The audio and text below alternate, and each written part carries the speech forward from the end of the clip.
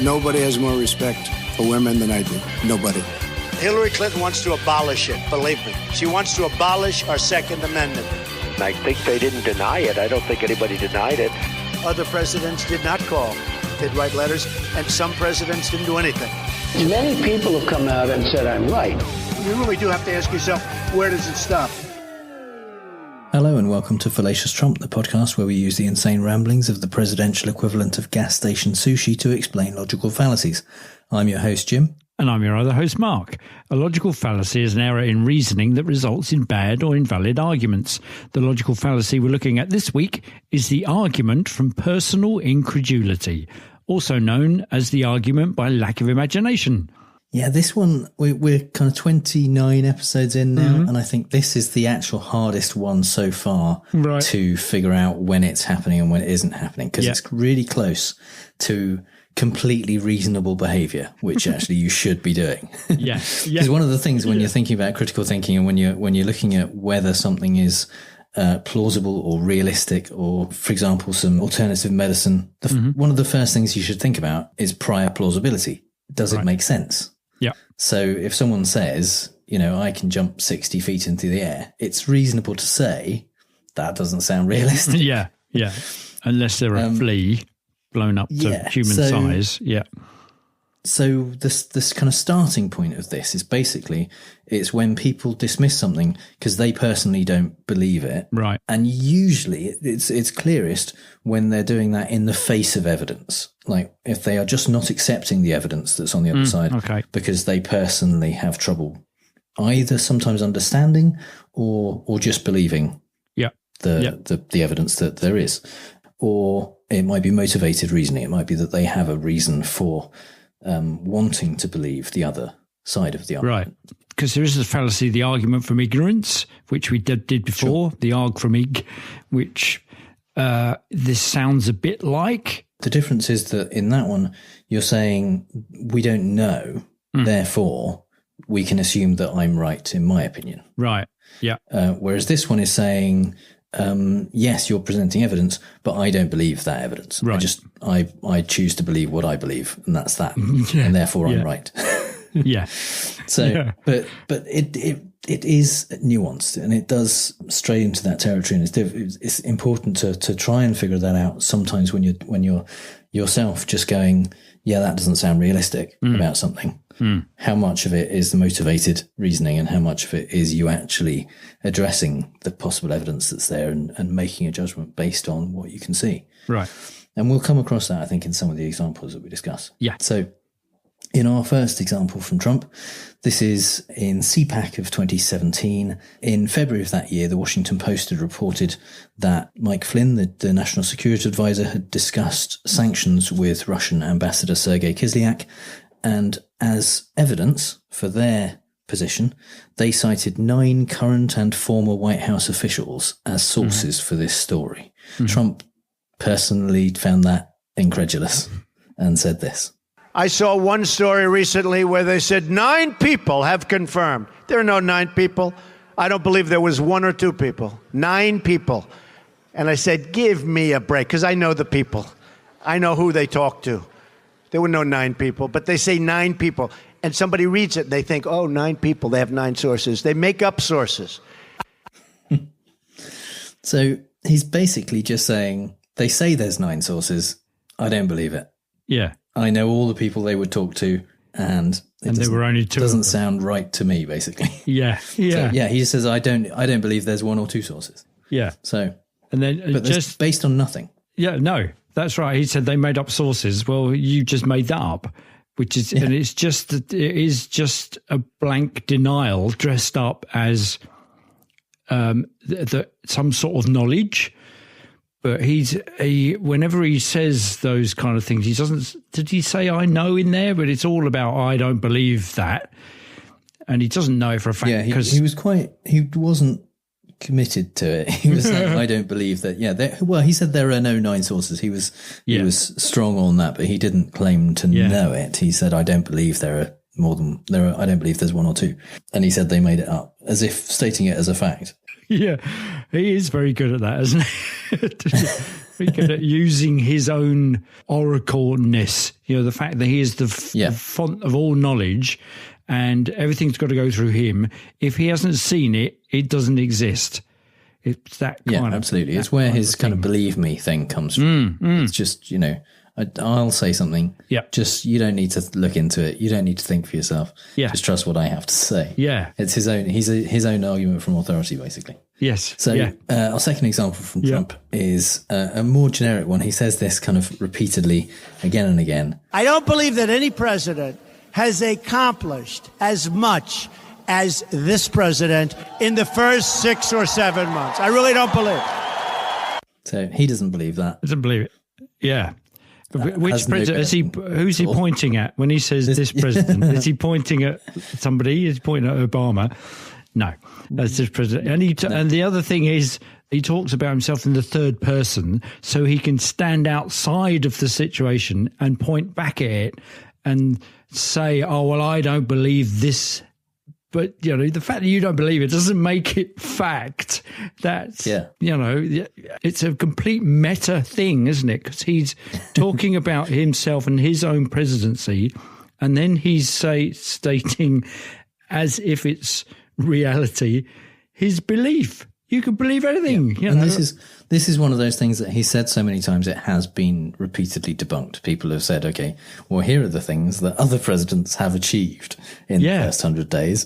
And he said it, at the end of his first year, he said, I don't believe any president's achieved more than I have in the first year. And sometimes he does just state it as fact and leave out, I don't believe. He just says, we've done more, we've rescinded more regulations, we've passed more bills.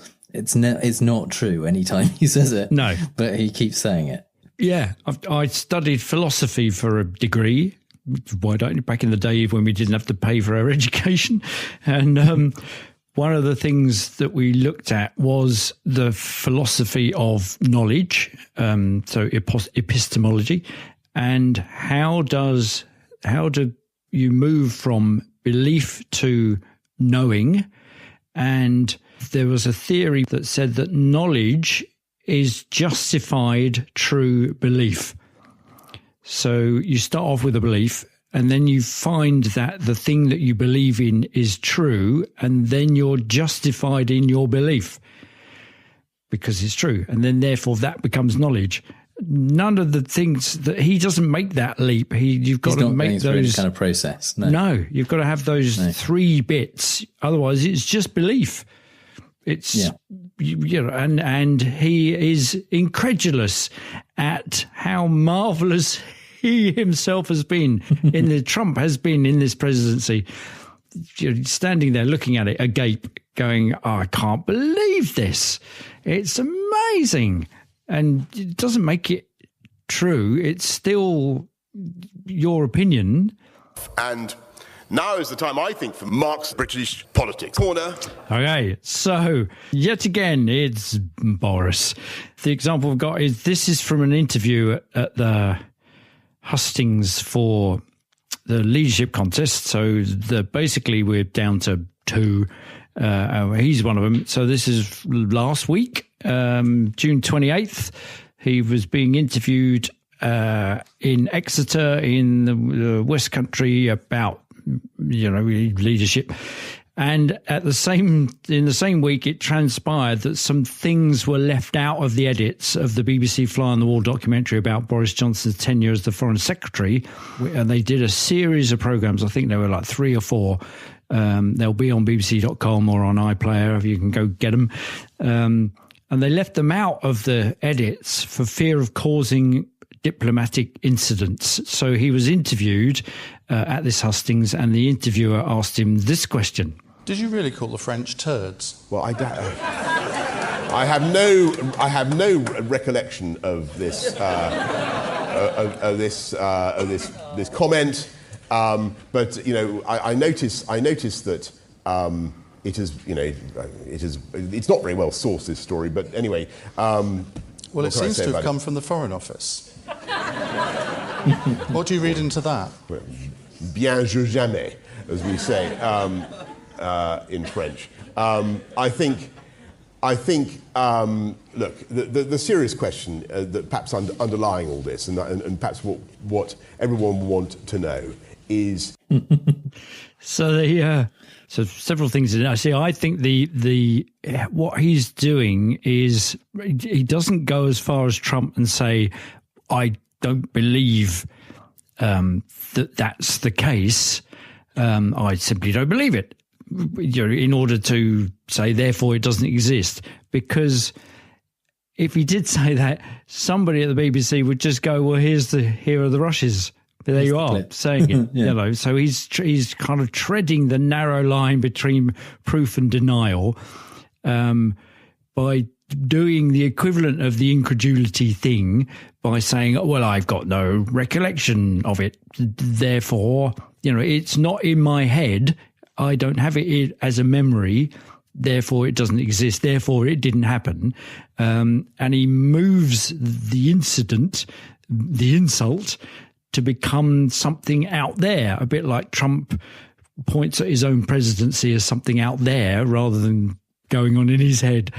And Boris does that, makes it something that he is therefore not responsible for. I have no recollection, therefore it didn't happen, and it's nothing to do with me. And if you will put on the show notes the YouTube link, and you can see him doing the kind of hands out and shrugging, and his eyebrows go up as if it's an impossible thing that you're asking him to imagine. And I'd love it when he does the I've got no recollection of it, blah blah blah, and then he tries to say, well, it's not very well sourced, and with the perfect timing of a comedian, the interviewer just waits for a dramatic pause and then goes, well, the source was the Foreign Office, the very people for whom he was working. And then when he says, he does the usual trick, which is actually the most important underlying question is, and I left a gap there because, well, actually, the most important underlying question is, what qualifies you in any way at all on this earth to be the Prime Minister with behaviour like that, that you can't even remember doing? You can't even have the integrity to say, yes, I did do that. It was an appalling thing to say, and I'm sorry. He just denies it flatly. The question on everybody's lips should be, what the fuck do you think you're doing trying to run the country? You made a complete balls up of being the mayor, being an MP, being the foreign secretary. What do you think you're doing? That's the question on everybody's lips. But no, Boris says it's this. Can I get a fantastic deal from our country, from our French friends? Can we go forwards in a collegiate, friendly way? And yes, of course, we can. So that is especially after you call them Ted. Exactly, in a collegiate way. Why should that be any barrier at all? Yeah, quite. And bien jamais is really bad, literal French for well, I never. It isn't a French phrase, or that isn't the French phrase for well, I never. I don't think there's a French phrase for well, I never. It would just be bouf. So the second example isn't an audio one. I was trying to track down whether it had been recorded, but I think it's just she was talking to print journalists. So this is Theresa May, who has, in an attempt to scrap the... Here we go. Yes, single cause fallacy coming up. In an attempt to drag some sort of legacy out of her completely vacuous premiership, is going to do something, and made statements at the G20 about the importance of continuing to work together with international partners about climate change. And she was recorded as saying, I'm very pleased to say that when we get off the plane, our net zero target for 2050 will have entered law in the UK. So there's a slight kind of irony in there. So basically, she flew to the G20 summit as her kind of last international summit before she steps down, before the guy we just heard from inevitably ends up in number 10. And in that period, yes, the UK government we'll have created a new law to make our net target for 2050 zero for carbon. So we're going to become a carbon neutral country by 2050. So the argument for incredulity bit comes from because she only kind of got to this because she goes on to say, as a small example of why this is important, as you know, Philip and I, that's her husband, Philip and I go walking, not just in Wales, but also in Switzerland. And there's a particular place we go to where over the last decade, you can see the glacier retreating quickly. And this has brought home to me the importance of climate change. So why is this an argument for incredulity? Because up till then, she's not seen it.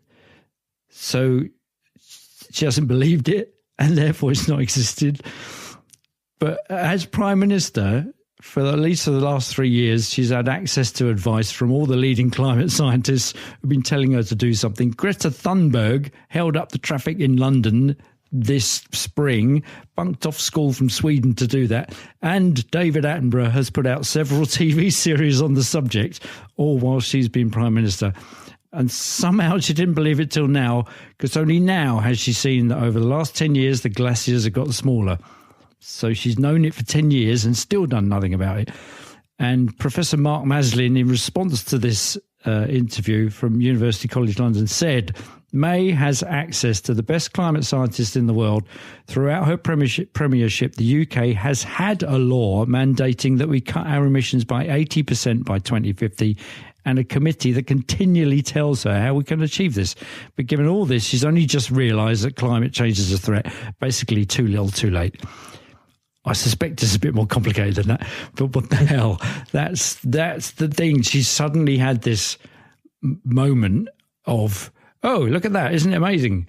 Look, I have seen the light. I've seen the grass where there used to be ice. And now I've realised. Up till then, didn't believe a word of it. I think that one's a bit of a stretch. I don't know how much she was denying climate change before. She may have, She may not have done anything about it. Yeah. Which is fair. She didn't do anything about it. But I don't know that she was saying it wasn't a problem, and then she's kind of been turned around by seeing evidence for herself. Which again, as I mentioned, the nuance of this is it's not necessarily a negative to be skeptical until you see evidence. Yeah.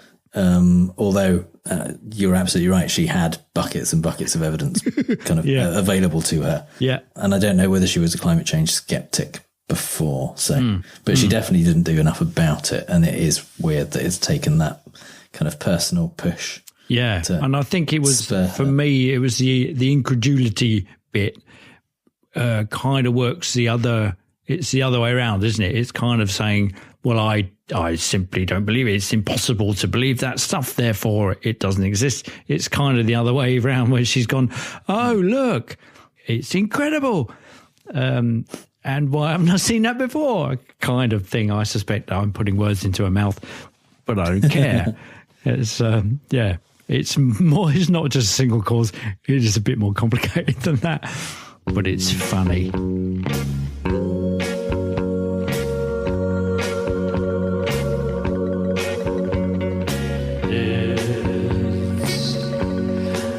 Fallacy. It's a fallacy in the wild.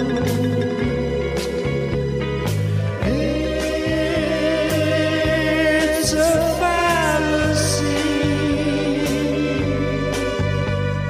It's a fallacy.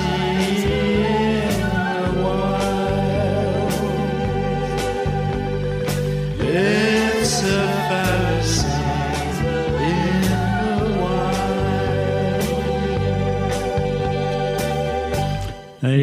There you go. Al Martino there with Spanish Eyes, which I did actually as a homage to Beto O'Rourke and his schoolboy Spanish. And I was quite like getting my lounge on. So that's, there we go. So in the Fallacy in the Wild, we like to talk about the fallacy of the week from a non-political perspective. And we've got a few examples actually in this section this week. The first one is a little bit downbeat, but we'll bring it up after. It's a clip from Schindler's List. And then they were headed down a big corridor to bunkers with Stars of David on the doors and signs that said bath and inhalation room. The SS gave them soap. They told them to breathe all the time because it's good for disinfecting. And then they gassed them. But Mila, why soaps? So that they would agree to go in, I think. Come on, Mila, stop it. Your bedtime stories are scaring everyone. Yeah. You know, it's ridiculous. I cannot believe it. I didn't say I believed it. I said I heard it. From who? From somebody who heard it from someone who was there. You know, if they were there, they would have been gassed. Yes. It doesn't make any sense. We're their workforce. What sense does it make to kill your own workforce? To go to all this trouble of assembling a workforce only to... No, it can't be true. So, all of the people who are listening to the rumour are sceptical of it and saying, you know, I can't believe it. It doesn't sound like something that someone would do. And that's, again, not unreasonable for them to be sceptical and to think, well, you know, this... And they do a little bit of critical thinking. They do think, well, you know, we are actually valuable to them in this way. We are doing work for them. And also that bit, well, where did you hear that from? Well, I heard it from somebody who heard it from somebody else.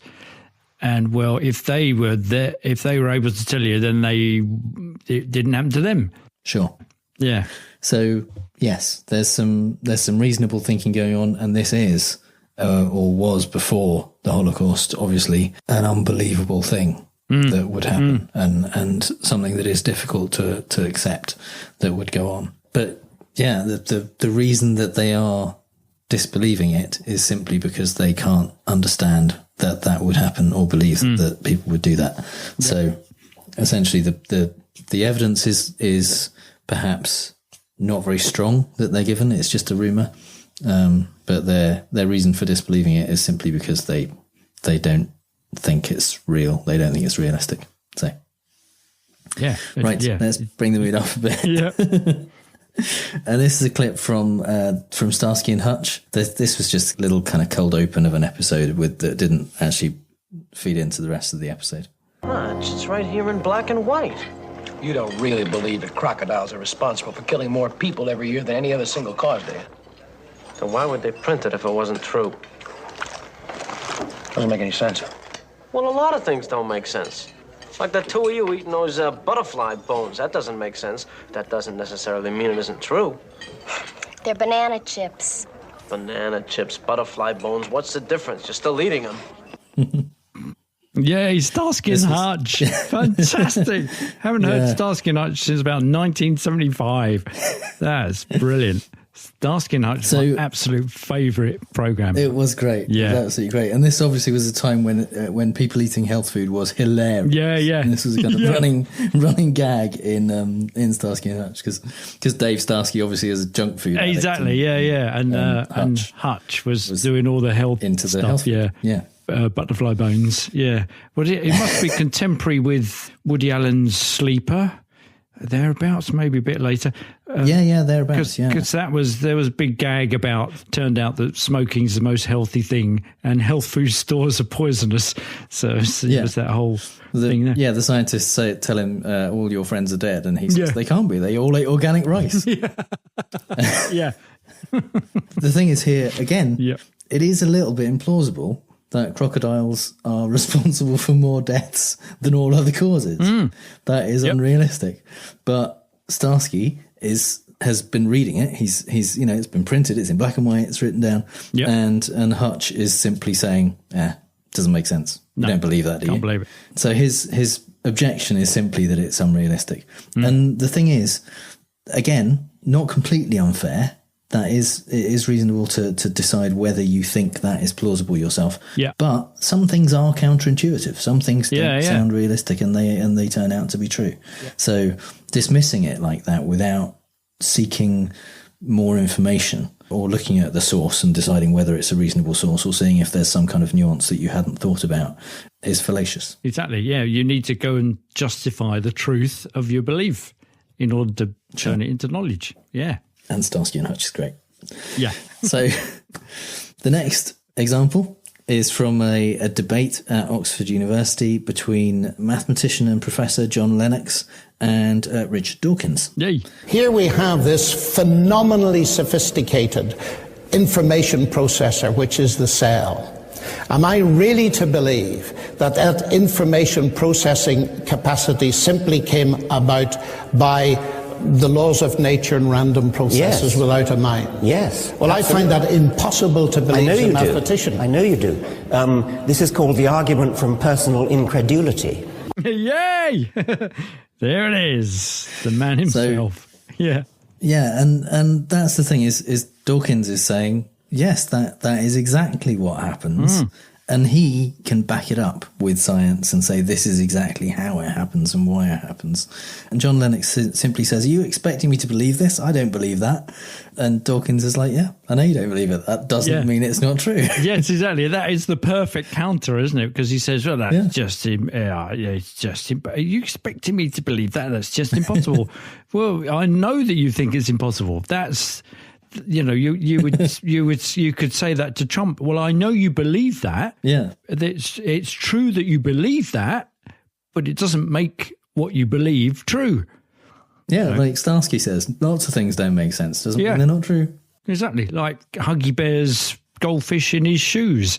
That doesn't make sense. Yeah, they're unbelievable shoes. Yeah. So I snuck in a last example because it suddenly occurred to me in doing some research. I don't believe that anybody feels the way I do about you now. Which might not be an argument from incredulity. It might just be the case that he doesn't believe that. Yeah, we don't know what he's basing his belief on. Yeah, there might be other people that feels the way he does about her. Yeah, presumably he's basing it on the fact that his feelings are very strong. It seems unrealistic to him that anyone else could have such strong feelings. Yeah. But again, that is he doesn't know that for a fact. He's just guessing. When he wrote, so Noel Gallagher, that's Liam Gallagher singing it, and Noel Gallagher wrote it about his then wife. And his wife, Meg, is that right? Yeah, and his wife reportedly said, "Why didn't you just say I love you?" That's the thing, you know, so she was complaining that, you know, as a man, he can't get around it. But I think the reason he did that is because he needed all the syllables. Because, you know, I love you, not enough syllables. You just have a whole bunch of empty guitar afterwards. Right. Yeah. Which is a reference to a movie in the 60s for which George Harrison did the soundtrack called Wonderwall. Yeah. Terrible movie. But yeah, it's worth it. Worth it for the soundtrack. Yeah. So we're gonna play fake news, folks. I love the game. It's a great game. I understand the game as well as anybody. Yes, it's time for fake news, the game where I read out 3 Trump quotes, 2 of which are real and 1 I made up, and Mark has to figure out which one is fake news. Yeah, and actually, I can't believe that nobody thinks I will win, having won so many times before recently. Yeah, I can believe it. Yeah. So. That's the problem. That's the other counter, isn't it? We could just go, I can believe that. Yeah. But you have done extremely well recently. I can't remember if it's 3 or 4 in a row that you've won, but it's hundreds, it's impressive run so far. Thousands in a row. So, well, every time see if that continues. Yeah, every time we talk about it, I will make the numbers go up, obviously. Because because I believe that I've won about 15. Doesn't make it true. Yeah. So the theme this week is really just kind of what the fuck moments from Trump, where he kind of is a bit incomprehensible. Well, that applies to everything, doesn't it? Yeah, absolutely. I was thinking that's the basically pretty theme much for the secondary theme every week. It's the subplot. Yeah. Okay. So statement number 1. Right. If they sold a car to us, we bring it in for no tax. It's 2.5%, but basically when you do certain paperwork and check the wrong boxes, you pay nothing. It's stupid. When we buy a car from them, and we buy a lot of them, believe it or not, it's a 40% tax. Because he would know about checking the wrong boxes and paying nothing from the 80s and 90s. Yeah. Okay. Statement all right. 2. Yeah. Okay. We're working on a new healthcare plan and it's going to be beautiful. You know, Jack Nicklaus is a great friend of mine, and when he's standing over a 4-foot putt, he used to say, if you're going to miss, get it over with. So that's what we're doing with healthcare, but we're not missing. Nice. But Statement number 3. But we know with golf, he would just take the shot again, wouldn't he? He'd walk over, pick it up, and move it back again. Yeah. Yeah, and then punch the caddy. Statement number 3. Yeah. We have the greatest energy in the world. They wanted to take it away from us. They don't like that we have it. We've really discovered it over the last very short period of time. I've made it readily accessible. We're approving pipelines in Texas that would have taken 20 years. I'm getting them done in about 6 months. Okay, what is it then? Yeah, I know what it is. It's bullshit. That's what it's the new energy, the greatest energy in the world. It's what he's been doing is watching Monsters Inc. And that's his going. Yeah, greatest energy in the world. Just laughter, screams. Yeah, screams. Well, it used to be screams, but now it's laughter. There's loads of it, and he does a lot of that. It would have taken 20 years. I'm doing it in 6 months. Well, that's not very efficient, then, is it? What are you putting in? You know, buckets just joined up or something. Okay, right. Okay. How did he manage to work a golf reference into health? And the metaphor doesn't even work. Okay, greatest energy. They wanted to take you away from us. Who? They, them, over the last very short period of time. They sold a car, they bring in no tax. Okay, that's all right. What? Sold one to, if they sold one to us, and then if we buy one from them, that's the same thing, isn't it? Heads you win, tails I lose. Okay, I think. Okay, I think number 2 is the one you made up. Okay, it's too neat of a gag. Which of the other 2 do you think is you're more confident? I think the car one is the one that's nonsensical enough to be Trump. Okay. So, statement number 1 is real. If they sold a car to us, we bring it in for no tax. It's 2.5%, but basically when you do certain paperwork and check the wrong boxes, you pay nothing. Stupid. When we buy a car from them, and we buy a lot of them, believe it or not, it's a 40% tax. What? It's completely. So if they sold a car to us, it's no tax. It's 2.5%. But buy it from them. Yeah. But if we buy it from them, it's 40%. Just nonsense, and that's what I don't like about the trade deficit. Yeah, I've got these views. They're the views of a madman, but I'm sticking with them. What the fuck? You're right. Yeah. What the fuck? Yeah. It's just words aren't actually important. He just needs to be saying something so that people are looking at him. It's the John Wayne school of acting. You know, you get a line, say it, take as long as you can to say it because the cameras are on you whilst you say it. You know, whereas as filmmakers, we know that the most interesting thing is people's reactions. So what Trump does is just fill up the space with words, and it doesn't matter what he says. As far as he's concerned, the words are not important. It's the fact that he's making a noise and the cameras are rolling and people are looking at him and listening to him. So he can talk complete nonsense and then change his mind and talk the complete opposite nonsense. It doesn't matter to him. So speaking of nonsense, statement number 3 you think is real. Yeah. And number 3 is... Yeah. You've done it again. It's real. Oh, yay! We have the greatest energy in the world. They wanted to take it away from us. They don't like that we have it. We've really discovered it over the last very short period of time. I've made it readily accessible. We're approving pipelines in Texas that would have taken 20 years. I'm getting them done in about 6 months. What the fuck is he talking about? We have the greatest energy in the world. They wanted to take it away from Who us. are they? Who the fuck is that? It's just they don't like that else. we have it. We've really discovered it over the last very short period of time. Yeah. What? Have they just found it in the ground or they've just invented it? It's just complete nonsense. I didn't take this out of context. This is the entire... It's the context. He was talking... In the previous paragraph, he was talking about something completely different.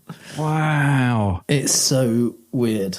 And it's just incendiary stuff, isn't it? You know, we've got this stuff. They want to take it away from us. Nobody knows what it is, let alone want to take it away from me. He's the eternal baby who is in fear of having stuff snatched from him, and then gets everybody along and said, look at this injustice that's going on. We've got this wonderful stuff. They want to take it away from. Who are they? Where prove it? You know, give me some stuff. And we've really discovered it over the last very short period of time. What is that? After this bit, when he's talking about approving pipelines in 6 months that would have taken 20 years, he goes off on a bit about highways and roadways and things that previously people would have put in planning permission essentially for when they were young men, and then it's 20 years before they hear, and then they say, no, you can't have it. Yeah. Which obviously is bullshit. Yeah. I am personally incredulous about that.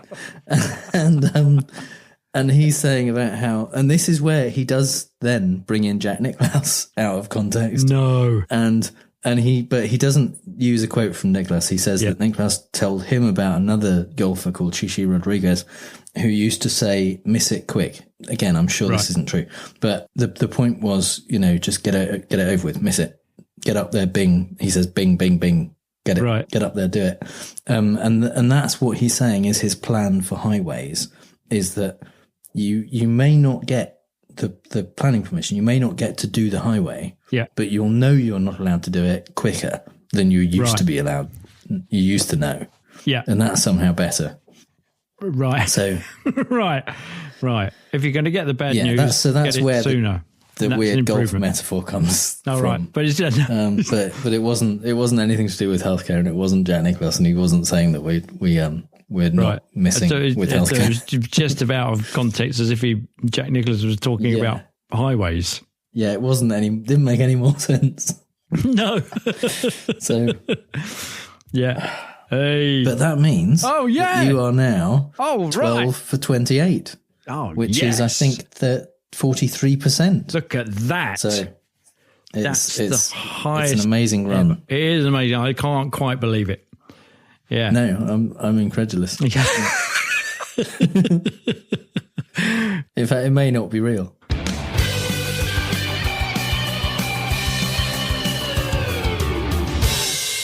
It's time for the part of the show that this week at least is called Democratic Debates Are Not a Logical Fallacy, because we had the two first democratic debates in a way. Yeah.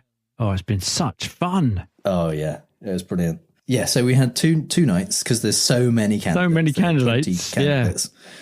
10 candidates per night, split up supposedly randomly. Right. But also kind of taking into account making sure they didn't have all of the top tier candidates on one night, although they almost did. Yeah. So I don't know exactly. Well, it was kind of weird. Well, they kind of turned out used to be top tier, didn't they? Some of them, you know. Exactly. And also, it was because there were so many of them. They had 60 seconds to answer a question aimed at them. It's like Jeopardy or something, isn't it? 60 seconds to answer the question, and then 30 seconds. Given and a you lot think, of time.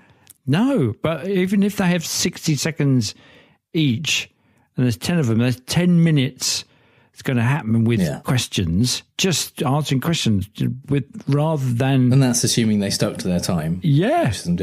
No. And the moderators kind of obviously threw more things at the candidates who were polling a bit higher.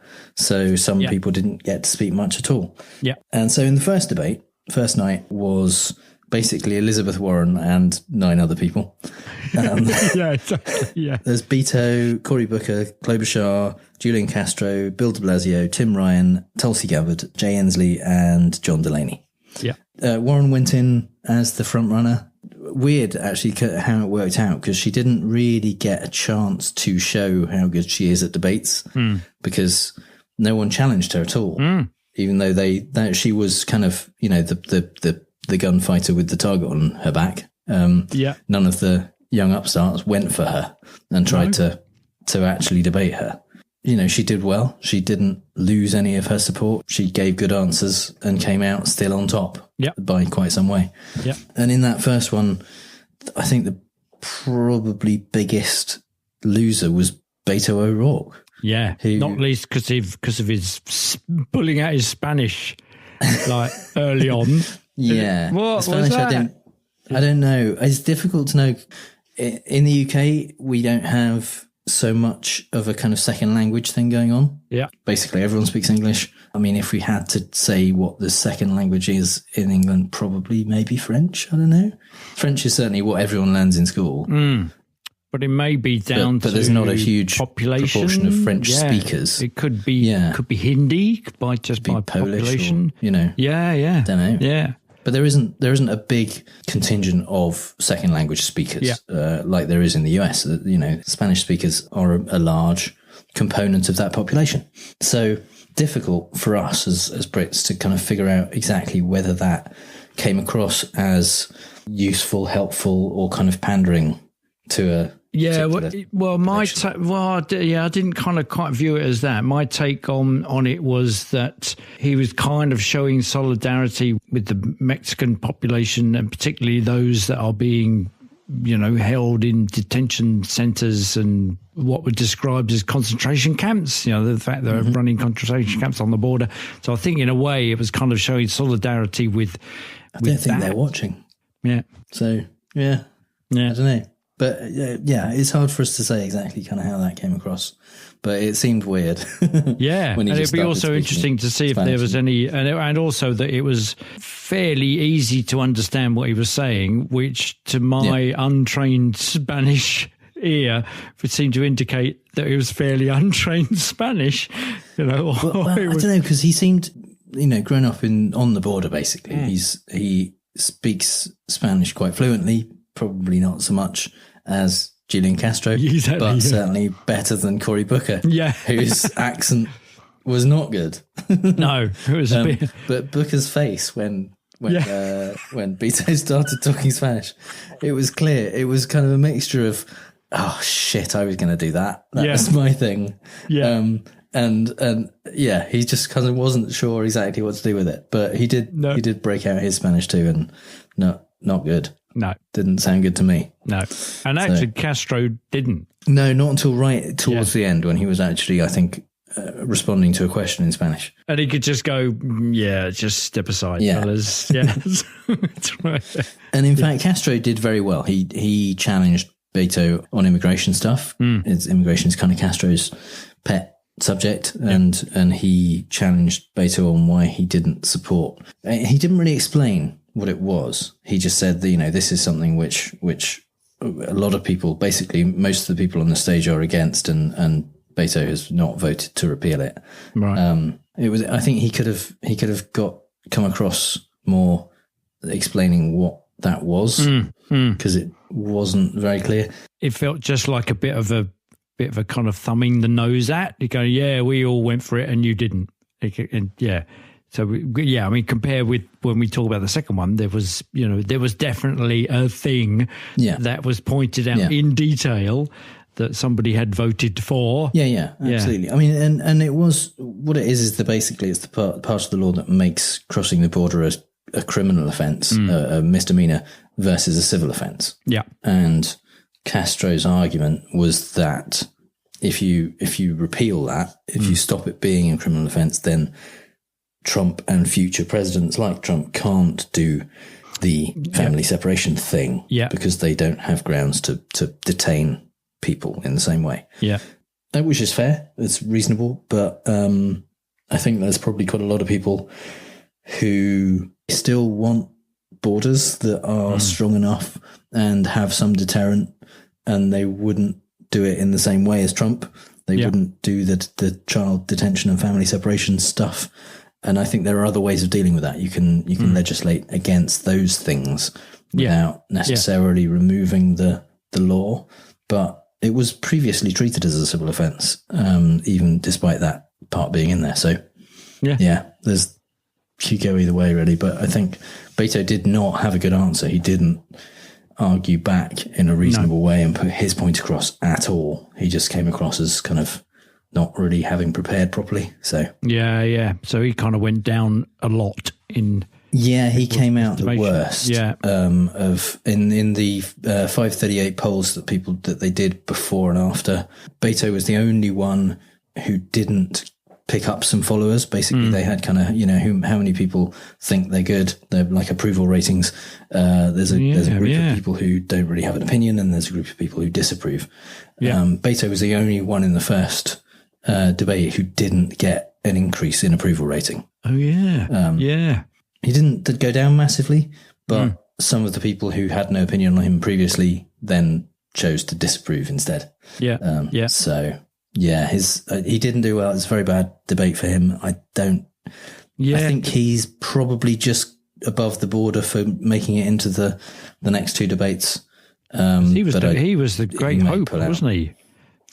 Well, the thing is, he's done very well previously in town halls and stuff like that. He's been really enthusiastic, really fired up. He's had really good answers to questions that seem to have come off the cuff. And like he was asked about athletes kneeling for the national anthem, and he had a really good answer for that, for why it was appropriate and he wasn't offended by it. And it was like actually patriotic to do that and things like that. So, yeah, I was hoping to see that from him. Yeah. But he didn't look good. Yeah. It would be interesting to see if he makes it. He's kind of, we were talking about that last time, that he seems to have run out of steam somehow. Yeah, he's been eclipsed by other. I mean, I did say months ago when his star was rising, I said that this was the only moment he was probably going to get to go for it, but I didn't think it was the right time for him. Yeah. And the argument that people are going to use against him, certainly Republicans are going to use against him, is, he couldn't even beat Ted Cruz. So how's he going to beat Trump? How's he going to win the presidency? So yeah.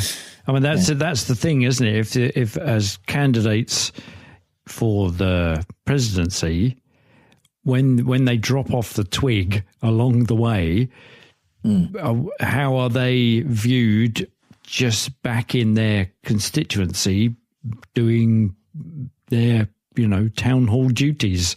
So they go back to that and think, I think it raises their profile. It gets people to hear what they have to say. I mean, for some people, that's not necessarily a positive thing. Yeah.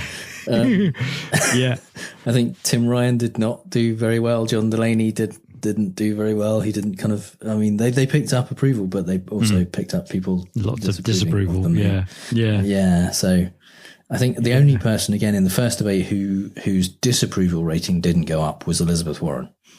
She was 13.5% disapproval rating going in and 12.2% after the debate. So people liked what they saw. And she is polling pretty high now. She's picked up, I think, 10 points in the polls. So that's good. We like Warren. we do, but not as much as we like Kamala Harris. Second debate, Kamala Harris. I'm going to say it right now. Kamala Harris is the next president. I think I liked her before. She did so well in this one. I mean, just blew everyone else out the water. And she was in the harder debate. She was up against, well, I mean, like I said about Warren, it's not quite fair because she was in a debate against people who were polling higher, but actually got the chance to go up against them and debate them and talk to them and point out where she stands compared to them. So, she was in there with that's helpful. Bernie Sanders and Joe Biden. You can't think, why didn't they split those up and put one across the other one? But and again, Sanders really didn't get attacked particularly. Nobody kind of came after him much, and I think obviously he's going to stay in the race and will be in other debates, and I think have to fight people off later on. But Biden was the target for a lot of people. Certainly for Harris and for Eric Swalwell was attacking Biden as well. So he lost some approval and picked up some disapproval. He didn't. Biden had a bad debate. He did not. He did not present himself well. He didn't have good answers, and he didn't take the olive branch, the opportunity that Kamala Harris gave him to walk back his previously unpopular opinions. They talked about busing. They talked about Kamala Harris brought up his not really praise for segregationist senators, but his pride at working across the aisle with them. Yeah. That he talked about previously in the month. And she said that was a bad thing. He shouldn't have done that, which is fair. And also that he worked with them in the 70s to oppose busing. And that was personally damaging to her because she was one of the second bunch black of people children in California who was bused across the county to another school. So yeah, and he didn't, and she gave him the opportunity. She said, "Do you now believe that what you did, that your position on that was wrong?" And he didn't. He didn't walk it back. He didn't say. He did yes, that kind times of have changed, really I've changed. moot point. Yeah, where he kind of, I didn't vote for it. I didn't oppose busing. I opposed busing mandated by the Department of Education. Yeah. Well, So, is that not the same? He was against thing? federal. What he was saying was he was making an argument for states' rights, which is, I mean, really, if you're one of the 70-plus-year-old people in the race, you don't want to be making an argument that is old-fashioned like that. No. You want to be showing that you're moving with the times. And making an argument for states' rights in 2019. Not good. When Kamala Harris is saying, the fact is that the local councils, the local governments weren't doing their job properly. This was 2 decades after Brown v. the Board of Education. Yep. Her local government wasn't doing its job of integrating schools. That's when the federal government has to step in and say, oi. And he wasn't. Yes, exactly. And given the fact that at a state level, the pro-life movement is kind of being done at a state level, and same-sex marriage is being questioned at a state level, and LGBT rights are being questioned at a state level. You want the Democrats, at the very least, to be saying, well, at a federal level, we need to be going in and saying, oi, you can't do that, or we overrule you, or all of that stuff. Otherwise, have we learned nothing? And Joe Biden appeared to have learned nothing other than just saying, "Oh well, I did the right thing." Well, you didn't. Even you've got the benefit of hindsight. And if he'd have kind of just had the humility to say, "Yeah, you know what? Yeah, well, I was wrong. You're right. Thank you for giving me the opportunity to say right now I was wrong." He would have had a little Bay of Pigs moment there. He could Absolutely. have. And Buttigieg showed him earlier on in the debate exactly how it was done. Because, for both debates, all of the questions from the moderators were kind of softball layup questions of do you think this thing that's obviously bad is bad? And everyone's going, I do. But Buttigieg got the one hard question, the one kind of gotcha type question, which was about the racial problems that he's had as mayor in South Bend, and the recent shooting of a black man by white policemen, and the disparity of the racial makeup in his town versus the racial makeup in his police department.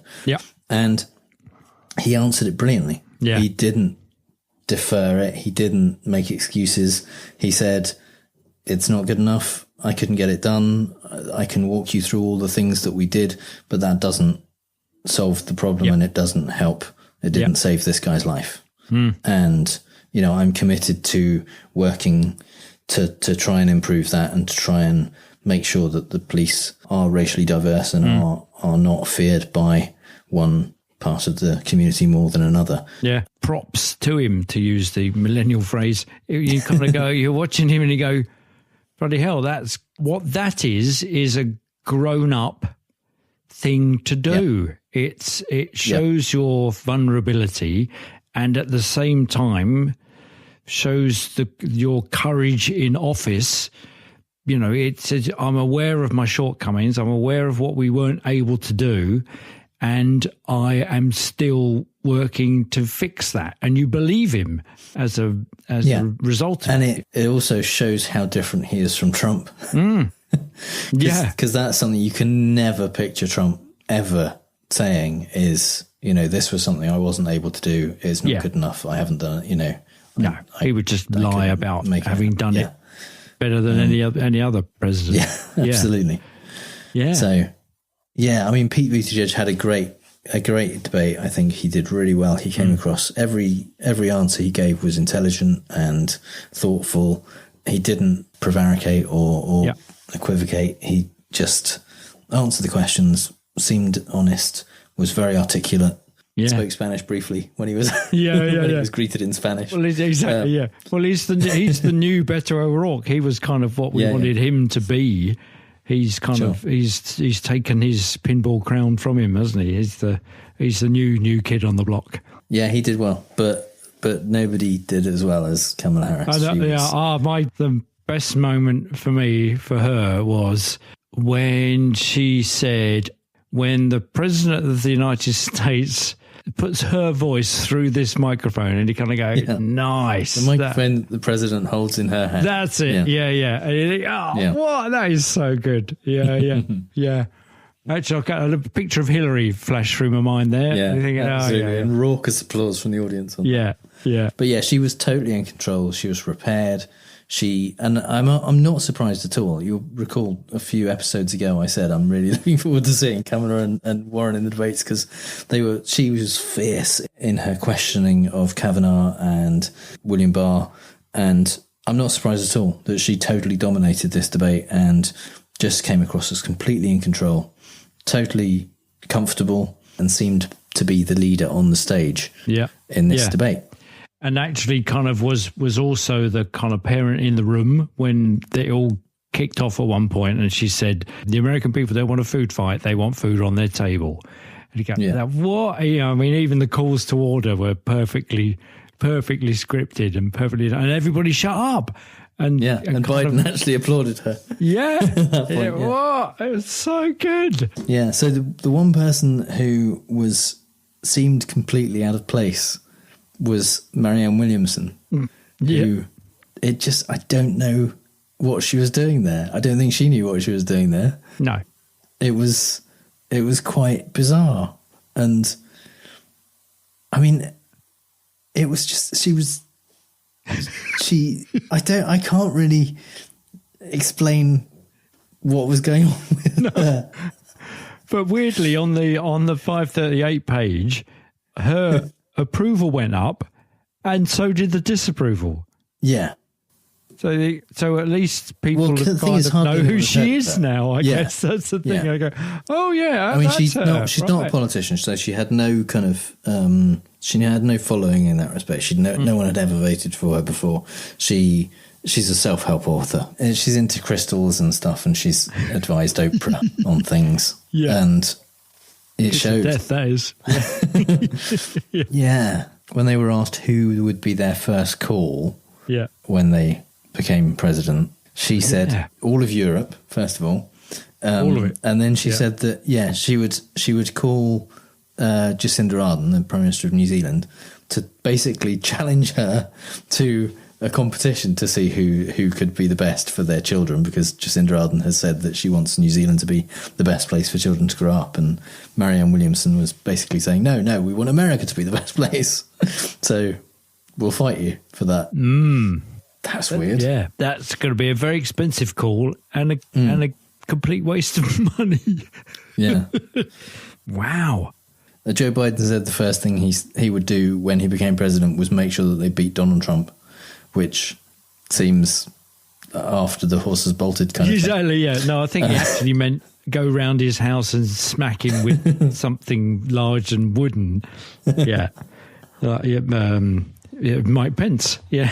Yeah. That's where Kamala Harris said the first thing that the president will say is when she holds the microphone.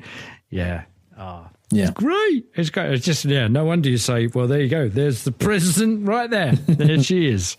So I'm calling it now. This is, we're 15 months out from the general election. And it's Harris.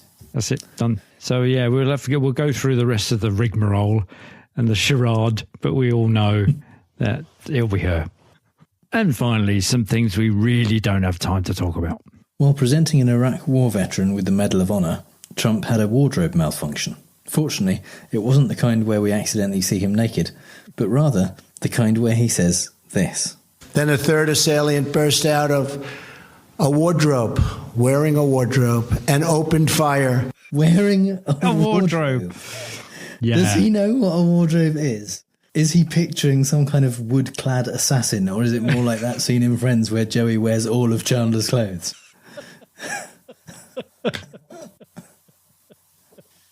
Yeah, and he's still going commando. Speaking of which, in a rare moment of morning glory on Friday, June 21st, it appears Trump was so pleased that he was an early riser that in a tweet he told us he'd called off an airstrike on Iran because the spirit of humanity had overwhelmed him at the prospect of killing innocent casualties. But he proudly included that up till then, we, America, Uncle Sam himself had been cocked and loaded and presumably ready to spray Iran in the face. Oh, no, wait a minute. I've drifted off into a Stormy Daniels film, surely. Should we change his Twitter handle from POTUS to NSFW? Last week, NBC discovered that the cost of detaining child immigrants in tent cities is $775 per child per day. And for that, they don't even get soap, toothbrushes, or in many cases, beds. Whenever Democrats speak out against the inhumane conditions these children are kept in, a common refrain from the compassionate right is, "Oh yeah, how many immigrants will you invite to stay in your house then? At those prices, I'll take 3, please." Yeah. Ted Cruz, in an admirable act of mismanagement, failed to withdraw the last $10,000 from his campaign funds before the campaign ended. His lawyers, ever subtle, said it was an infringement of his civil rights, the like of which we've not seen since the 60s, when filing a lawsuit against the Federal Election Commission after they said he could have withdrawn the money when he had the chance. Yeah, sure, his lawyers said, and Rosa Parks could have sat at the back of the bus. Actual quote. That's an actual quote. Yeah, they actually said that. What? The lawyers, paid up lawyers, expensive lawyers, more than $10,000 worth of lawyers, I would imagine. Yeah, comparing the loss of $10,000 for a senator with a reported net worth in the millions to the action of a civil rights icon who ushered in the Montgomery bus boycott, it's a tough analogy to sell, but at least Cruz, in a 2015 presidential debate, said he'd put Rosa Parks on the $10 bill. 1,000 times, obviously. Robert Mueller has been subpoenaed by the House Judiciary and Intelligence Committees, and he will testify in back-to-back public hearings on July 17th. Democrats are excited because this might mean more people will hear what's actually in his report, and Republicans are excited because they've managed to convince themselves that they'll get the better of Mueller in a public hearing. People like Jim Jordan, Matt Gaetz, Devin Nunes and Louis Gohmert actually think they'll beat Robert Mueller at thinking and talking. But I think Mueller might have an advantage because I'm pretty sure he's actually read the Mueller report. That could be it. You know, when Phoebe Buffay in Friends tries to teach someone the guitar, and we all know that she's got absolutely no idea, but she continues anyway. Well, Ivanka at the G20 summit was hilariously being diplomat Barbie, chipping in on a conversation between Japanese Premier Shinzo Abe and MD of the International Monetary Fund, Christine Lagarde, and French President Emmanuel Macron. Lagarde's face was a perfect Chandler as she looked with incredulity at Ivanka as she appeared to be simply repeating the last words in everybody's sentence. Could she be any more out of place? Well, there's a Muppet in the Oval Office. Why not have a misproportioned plastic airhead at the global conference projecting American values right there? Since he was in the area for the G20, Trump sent a tweet last Saturday morning which said, "If Chairman Kim of North Korea sees this, I would meet him at the border/DMZ just to shake his hand and say hello. Open parentheses, question mark, close parentheses, exclamation mark." Apparently, Kim follows Trump on Twitter and must have DM'd him because on Sunday afternoon the pair met up in a totally casual, spontaneous and definitely not at all planned weeks in advance kind of way. And Trump became the first US president to step into North Korea. Trump got a nice photo op and absolutely fuck all else, and Kim got an invitation to the White House and further validation as a legitimate leader on the world stage. I like to think that a reporter asked, "Why did you decide to meet with a dangerous, unstable warmonger?" And Kim said, "He's not that bad once you get to know him." In another exciting week in British politics, where we're down to the last two snake oil salesmen running for the occupancy of number 10 Downing Street, Oxbridge Trump-in-waiting Boris Johnson was strenuously avoiding talking about the almighty row between him and his girlfriend when neighbours called the cops because they were so concerned for her safety after she was heard shouting, "Get off me and get out of my flat." In a talk radio interview with Ross Kempsell, he described his hastily made-up hobby of painting buses. Johnson was clearly having problems with the earpiece connecting him with the instructions from his brief because he was so obviously inventing this pastime involving old wine crates and figures of passengers enjoying themselves being painted on the side. On that basis alone, he should be conducted to an asylum. Job done, though, because if you now Google Boris Bus, you no longer get the lie about £350 million going to the EU each week. You get this load of certifiable bollocks. I forget who said it on Twitter, but someone put the clip of him explaining his hobby of painting wine crates as buses and said, "This is what you say when what's going through your head is, don't say red wine and porn. Don't say red wine and porn." Yeah. Exactly. His mum has caught him. He's going, "What are you doing, Boris? What are you doing?" Painting buses. I'm making buses out of wine crates. Out of wine crates. And it's just, you've got to watch the clip. We'll put the link up on the thing. Because he's just, you look at him. What appalls me is that the interviewer didn't do anything about him, like get up and punch him. I think he was stunned. I think he just couldn't believe what was happening. Yeah, because Boris is just plainly plucking stuff out of the air. Neurons are firing and banging together. Theresa May's fields of wheat, isn't it? Exactly that. She had to come up with something that was bad. Even more inane. Yeah. Yeah, and it's just nobody makes anything out of wooden crates. Wooden crates don't exist anymore. Not since the 1930s, when they were delivered by horse and cart. So that's all the bad arguments and faulty reasoning we have time for this episode. You can find the show notes at fallaciostrump.com, and if you hear Trump say something stupid and want to ask if it's a fallacy, our contact details are on the contact page. If you think we've used a fallacy ourselves, let us know. And if you've had a good time, please give us a review on Apple Podcasts, Stitcher, or wherever you get your podcasts. And you can support the show on our Patreon page at patreon.com/ftrump. You can also connect with us and other listeners in the Facebook group at facebook.com/groups/fallacioustrump. All music is by The Outbursts and was used with permission. So until next time on Fallacious Trump, we'll leave the last word to the Donald. That's right. Go home to mommy. Bye. Bye. That's all the bad arguments and faulty reasoning we have time for this episode. No, Jesus fucking Christ, every single time.